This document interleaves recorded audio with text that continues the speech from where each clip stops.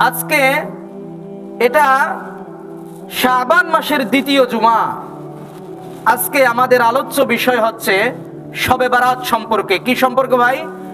শবে বারাত সম্পর্কে। আল্লাহ তাআলা তৌফিক দান করলে আগামী ইংরেজি মাসের 3 তারিখ দিবাগত রাত্রে এবং আরবি মাসের 14 তারিখ, শাবান মাসের 14 তারিখ দিবাগত রাত্রে আমাদের সামনে আসতে যাচ্ছে সে মহামূল্যবান 15 শাবানের রজনী, যাকে আরবিতে বলা হয় লাইলাতুল বারাত, ফার্সিতে বলা হয় শবে বারাত, আর হাদিসের ভাষ্য অনুযায়ী বলা হয় লাইলাতুন নিসফি মিন শাবান। আরবিতে বলা হয় লাইলাতুন, লাইলাতুন মানেও রাত, ফার্সিতে সব মানেও রাত, আর বরাত মানে মুক্তি বা নিষ্কৃতি। অর্থাৎ এক কথায় বলতে গেলে শবে বারাত মানে মুক্তির রজনী। আমরা যদি এই শবে বারাতের রজনীতে ইবাদত বন্দেগী করে আল্লাহ তাআলার দরবারে তওবা ইস্তিগফার করতে পারি, আল্লাহ তাআলার দরবারে আমরা যদি রোনাজারি করতে পারি, কান্নাকাটি করতে পারি, তাহলে আশা করা যায় আল্লাহ রব্বুল আলামিন আমাদেরকে জাহান্নামের আগুন থেকে মুক্ত করে দিবেন। সুবহানাল্লাহ। সম্মানিত উপস্থিতি, 15 শাবানের এই রজনীতে প্রত্যেক জুমায় প্রত্যেকটা মসজিদে বিশেষ বয়ান, দোয়া, মোনাজাত সম্পর্কে কিছু হয়। ইনশাআল্লাহ আমাদের মসজিদেও হবে ইনশাআল্লাহ প্রত্যেক বছরের ন্যায়। তথাপি শবে বারাত সম্পর্কে আলোচনার বিষয় হচ্ছে এই জন্য, যাতে করে শবে বারাতে কি করণীয়, শবে বারাতে কি বর্জনীয়, এটা সম্পর্কে আমরা যেন সমগ্র জ্ঞান অর্জন করতে পারি। কারণ আজকে এই বর্তমান যুগে ইসলাম এবং মুসলমানরা নির্যাতিত হচ্ছে। আজকে মুসলমানরা মজলুমের শিকার হচ্ছে কাফের মুশরিকদের দ্বারা, আর ইসলাম মজলুমের শিকার হচ্ছে নামধারী মুসলমান মার্কা মুনাফিকের দ্বারা। এই জন্য মানুষ আজকে চাচ্ছে, এই জামানার মানুষরা চাচ্ছে ইসলামকে ঘষে মেজে, ইসলামকে কাটাই ছাটাই করে নিজের জীবনের সাথে ফিট করতে। কিন্তু তার কর্তব্য কিন্তু এটা নয়।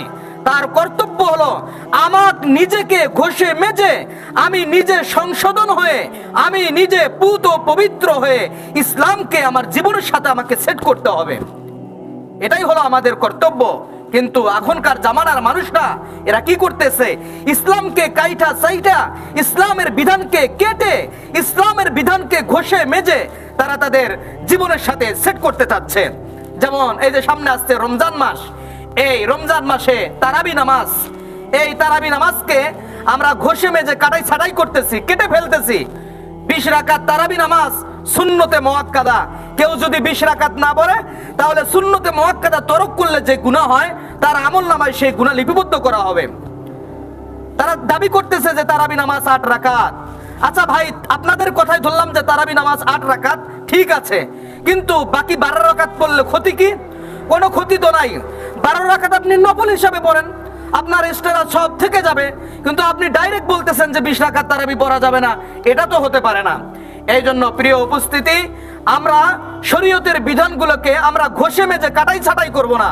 আমরা নিজেকে ঘষে মেজে আমাদের নিজেকে পবিত্র হয়ে ইসলামকে আমাদের সাথে সেট করতে হবে।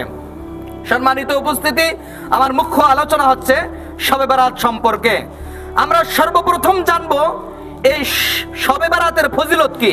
কারণ এ দুনিয়ার মানুষ তারা লাভ ছাড়া কোনো কাজ করতে চায় না। যেখানে দেখবে লাভ, দুনিয়ার মানুষ আছে, যেখানে যেখানে লাভ নাই সেখানে দুনিয়ার মানুষ নাই। এই জন্য আমাদেরকে সর্বপ্রথম জানতে হবে শবে বারাতের ফজিলত কি। হযরত আলী রাদিয়াল্লাহু তাআলা আনহু থেকে বর্ণিত, রাসূল কারীম সাল্লাল্লাহু আলাইহি ওয়াসাল্লাম বলেন, ইযা কানাত লাইলাতুন নিসফি মিন শাবান ফাকুমু লাইলাহা ওয়া সুমু ইয়াওমাহা ফাইন্নাল্লাহা তাআলা ইয়ানজিলু ফিহা বিগুরুবিশ শামসি ইলা সামাইদ দুনিয়া ফায়াকুলু আলা মিন মুস্তাগফিরিন ফাগফিরালা আলা মিন মুস্তারজিকিন ফারযুকা আলা মিন মুবতালান ফাউআফিয়া আলা কাযা হাত্তা ইয়াতলু আল ফাজর। হযরত আলী রাদিয়াল্লাহু তাআলা আনহু তিনি বলেন যে রাসূল কারীম সাল্লাল্লাহু আলাইহি ওয়াসাল্লাম তিনি বলছেন, যখন শবে বারাতের রজনী আসে তখন আল্লাহ রব্বুল আলামিন এই শবে বরাতের রজনীতে দুনিয়ার আকাশে আত্মপ্রকাশ করেন। সুবহানাল্লাহ। আল্লাহ তাআলা দুনিয়ার আকাশে আত্মপ্রকাশ করেন। তারপরে আল্লাহ তাআলা বলেন ফায়াকুলু, সুতরাং আল্লাহ তাআলা বলে আলা মিন মুস্তাগফিরিন ফাআগফির লা, আছে কোনো ক্ষমা প্রার্থনাকারী যারা আমি মালিকের কাছে ক্ষমা চাইবে, আমি মালিক তাদেরকে মাফ করে দিব। আলা মিন মুস্তারজিকিন ফাআরযুকা, আছে আমার কোনো বান্দা আজকে শবে বরাতের এই রজনীতে আমি মালিকের কাছে রিজিক চাবে, আমি মালিক তাকে রিজিকের ব্যবস্থা করে দিব। আলা মিন মুবতালান ফাউআফিহা, আছে কোনো বিপদগ্রস্ত মানুষ আমি মালিকের কাছে বিপদ থেকে মুক্তি চাবে, আমি মালিক তাকে বিপদ থেকে মুক্তি করে দিব। রাসূল করিম সাল্লাল্লাহু আলাইহি ওয়াসাল্লাম বলেন, হযরত জিবরাইলকে আল্লাহ রাসূল বললেন যে এই অবস্থা কতক্ষণ পর্যন্ত চলবে? হযরত জিবরিল আলাইহিস সালাতু ওয়াস সালাম বলে হাত্তা ইয়াতুলু আল ফজর, সুবহে সাদিক পর্যন্ত এই আহ্বান জারি থাকবে। সুবহানাল্লাহ। মুহতারাম উপস্থিতি, এর দ্বারা বোঝা গেল যে শবে বরাত হচ্ছে জেগে থাকার রাত। এই শবে বরাত জাগ্রত থাকার রাত, এই শবে বরাত ইবাদত বন্দেগীর রাত, এই শবে বরাত তওবা ইস্তেগফারের রাত, এই শবে বরাত কোরআনুল কারীম তেলাওয়াতের রাত, এই শবে বরাতে আল্লাহ তাআলার কাছে রোনা জারি করার রাত। কারণ দুনিয়ার মানুষের কাছে চাইলে দুনিয়ার মানুষ তারা নারাজ হয়ে যায়। দুনিয়ার মানুষের কাছে যত বেশি চাইবেন তারা তত বেশি আপনার উপর নারাজ হয়ে যাবে। কিন্তু আমাদের জীবন উৎসর্গিত হোক সে রব্বে কারিমের জন্য, যে আল্লাহর কাছে চাইলে আল্লাহ খুশি হয়, না চাইলে আল্লাহ তাআলা বেজার হয়ে যায়। আল্লাহ তাআলার কাছে না চাইলে আল্লাহ তাআলা বেজার হয়ে যায়। যেমন কবিগণ বলেছেন, हर घड़ी देने को ओ तैयार है, जो ना चाहे उससे वो बेजार है। हर घड़ी देने को वो तैयार है, जो ना चाहे उससे वो बेजार है। যে মালিকের কাছে যত চাইবা আল্লাহ তাআলা তত খুশি হয়ে যাইব, আল্লাহ তাআলা তোমাদের উপর তত বেশি রাজি হয়ে যাইব। আর মালিকের কাছে যদি তোমরা না চাও তাহলে মালিক তোমাদের উপর নারাজ হয়ে যাবে। এজন্য প্রিয় উপস্থিতি, আল্লাহর কত দয়া, আল্লাহর কত মায়া, যে আল্লাহর কাছে চাইলে আল্লাহ রাজি হয়ে যায়, আল্লাহ খুশি হয়ে যায়, না চাইলে আল্লাহ বেজার হয়ে যায়। এই জন্য প্রিয় উপস্থিতি, এই শবে বরাতের রজনীতে কার কি দুঃখ কষ্ট আছে আল্লাহ তাআলার কাছে চাওয়া, কার কি বিপদ আপদ আছে আল্লাহর কাছে চাওয়া, কার কি পেরেশানি আছে আল্লাহর কাছে চাওয়া, কার কি চাওয়া পাওয়া আছে সব কিছু আল্লাহ তাআলার কাছে চাওয়া। যদি আমরা চাইতে পারি আল্লাহ তাআলা এই শবে বরাতের রজনীতে আমাদেরকে দিয়ে দিবে। সুবহানাল্লাহ। এই জন্য সম্মানিত উপস্থিতি, এই শবে বরাতের রজনী হচ্ছে জাগ্রত থাকার রজনী। হযরতে আবু হুরায়রা রাদিয়াল্লাহু তাআলা আনহু থেকে একখানা হাদিস বর্ণিত। হযরতে আবু হুরায়রা রাদিয়াল্লাহু তাআলা আনহু তিনি বলেন যে রাসূল করিম সাল্লাল্লাহু আলাইহি ওয়াসাল্লাম তিনি বলেছেন যে শবে বরাতের রজনীতে একবার হযরতে জিবরাইল আলাইহিস সালাতু ওয়াস সালাম আমার নিকট তাশরীফ আনলেন। জিবরাইল আলাইহিস সালাতু ওয়াস সালাম আমার নিকট আসলেন। জিবরাইল আমার কাছে আসার পর আমাকে বলতেছে, হে রাসূল, আপনার চেহারা খানাকে আপনি উপরের দিকে উঠান, আকাশের দিকে আপনি তাকান। রাসূল করিম সাল্লাল্লাহু আলাইহি ওয়াসাল্লাম তিনি বলে, জিবরাইলের কথা মতো আমি আমার চেহারাকে আকাশের দিকে উঠাইলাম। আমি যখন আমার চেহারাকে আকাশের দিকে উঠাইলাম, আমি দেখলাম জান্নাতের সকল দরওয়াজা খোলা। যে জান্নাতের সকল দরওয়াজায় খোলা। আল্লাহর রাসূল বলে, আমি যখন জান্নাতের প্রথম দরওয়াজার দিকে তাকাইলাম তখন একজন ফেরেশতা দাঁড়িয়ে দাঁড়িয়ে ঘোষণা করছে সুসংবাদ ওই ব্যক্তির জন্য যারা আজকে রাত্রে রুকু করতেছে। আল্লাহর রাসূল বলে, আমি দ্বিতীয় দরজায় তাকিয়ে দেখলাম একজন ফেরেশতা দাঁড়িয়ে দাঁড়িয়ে ঘোষণা করছে সুসংবাদ ওই বান্দাদের জন্য যারা আজকে কান্নাকাটি করতেছে আল্লাহ তাআলার দরবারে। তৃতীয় দরওয়াজায় আমি তাকিয়ে দেখলাম একজন ফেরেশতা দাঁড়িয়ে দাঁড়িয়ে ঘোষণা করছে সুসংবাদ আল্লাহর ওই বান্দাদের জন্য যারা আজকে রাতে সিজদা করতেছে।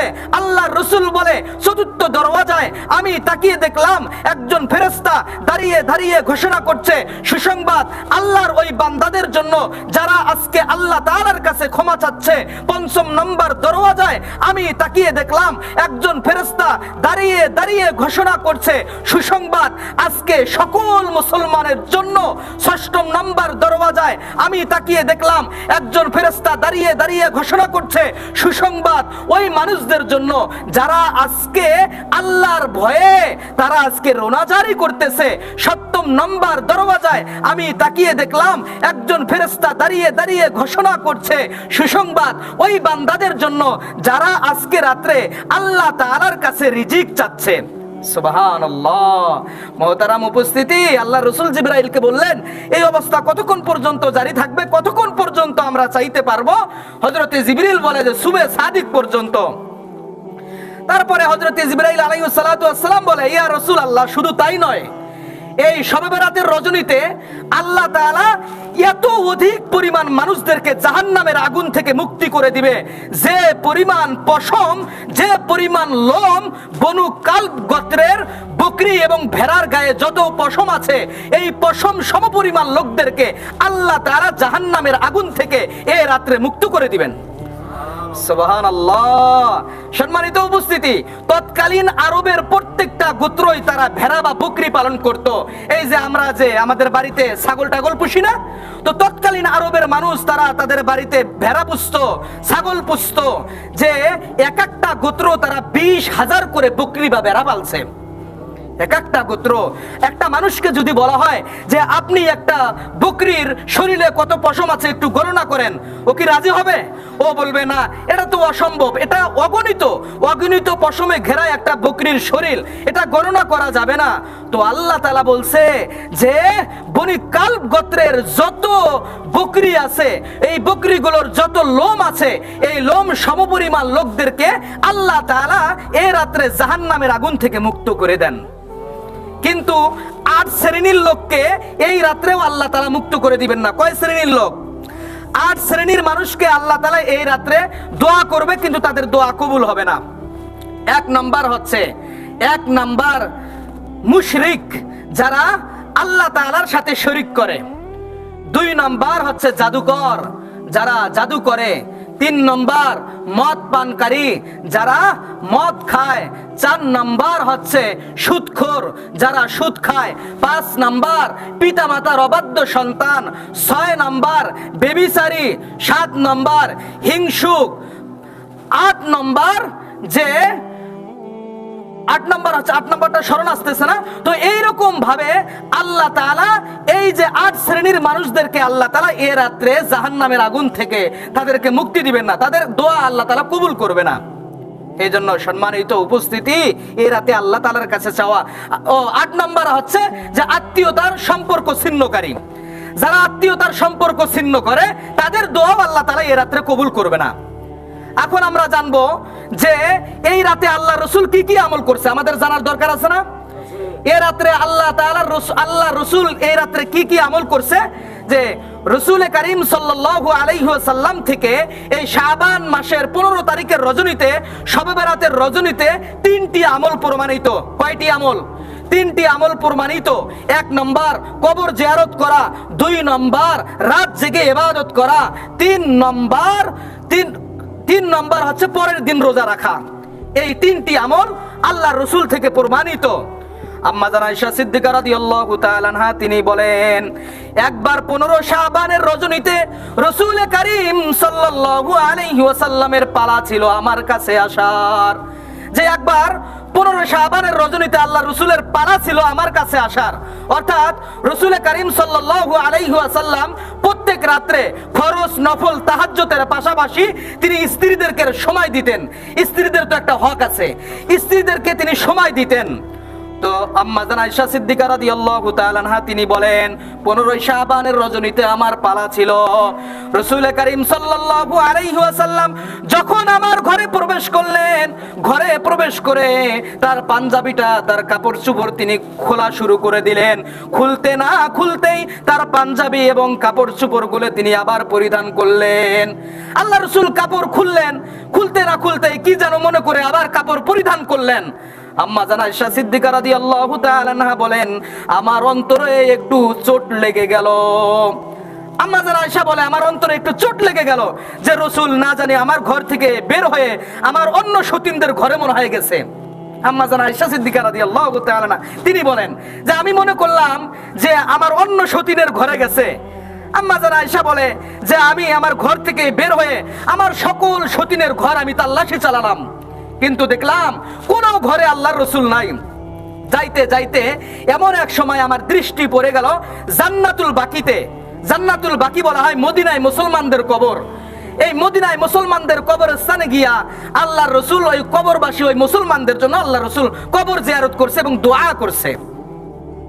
আম্মা জান আয়েশা সিদ্দিকা রাদিয়াল্লাহু তাআলা আনহা তিনি বলেন এই অবস্থা দেখার পরে আমি আমার ঘরে ফিরে আসলাম, দৌড়ে আমার ঘরে ফিরে আসলাম। কেউ যদি দৌড় দেয় তাহলে এক জায়গায় সে যদি থেমে যায় তখন সে খালি হাঁপাচ্ছে। আম্মা জান আয়েশা সিদ্দিকা রাদিয়াল্লাহু তাআলা আনহা তিনি হাঁপাচ্ছে। কেউ যদি দৌড়াদৌড়ি করে মাঝখানে একটা জায়গায় থেমে গেলে তখন দেখবেন সে মানে হাঁপাবে, কি করবে, এরকম করবে, তার কষ্ট হবে। তো আম্মা জান আয়েশা বলে আমি হাঁপাতেছিলাম, এই সময় আল্লাহর রাসূল আমার ঘরে প্রবেশ করলেন। ঘরে প্রবেশ করার পরে আমাকে জিজ্ঞাসা করলেন, হে আয়েশা তুমি কেন হাঁপাচ্ছ? আম্মা জান আয়েশা বলে, ইয়া রাসূলুল্লাহ আমি এই জন্য হাঁপাচ্ছি যে আপনি যখন আমার ঘর থেকে চলে গেলেন তখন আমি আমার সকল সতীনের ঘর আমি তাল্লাশি চালালাম। আমি তারপরে যাইতে যাইতে দেখলাম আপনি জান্নাতুল বাকিতে মুসলমানদের জন্য দোয়া করছেন, ওই মুর্দাদের জন্য দোয়া করছেন। তখন এই অবস্থা দেখে আমি দৌড়িয়ে ঘরে চলে আসছি, তো এই জন্য আমি হাঁপাচ্ছি। তখন আল্লাহ রাসূল বলে, হে আয়েশা তুমি কি এটা মনে করো যে আল্লাহ এবং আল্লাহ রাসূল তোমার উপর কোনো জুলুম করবে? আম্মা জান আয়েশা বলে না। তখন আম্মা জান আয়েশা সিদ্দিকা রাদিয়াল্লাহু তাআলা আনহাকে রাসূল বলে, হে আয়েশা শোনো, আজকে 15 শাবানের রজনী, এই মাত্র আমার কাছে জিবরাইল আসছিল। জিবরাইল আসার পরে আমাকে বলল যে শোনো হে মুহাম্মদ, আল্লাহ তাআলা আজকের এই শবে বরাতের রজনীতে আল্লাহ তাআলা এত অধিক সংখ্যক মানুষদেরকে জাহান্নামের আগুন থেকে মুক্ত করে দিবে যে পরিমাণ পশম বনু কালব গোত্রের বকরির গায়ে ছিল।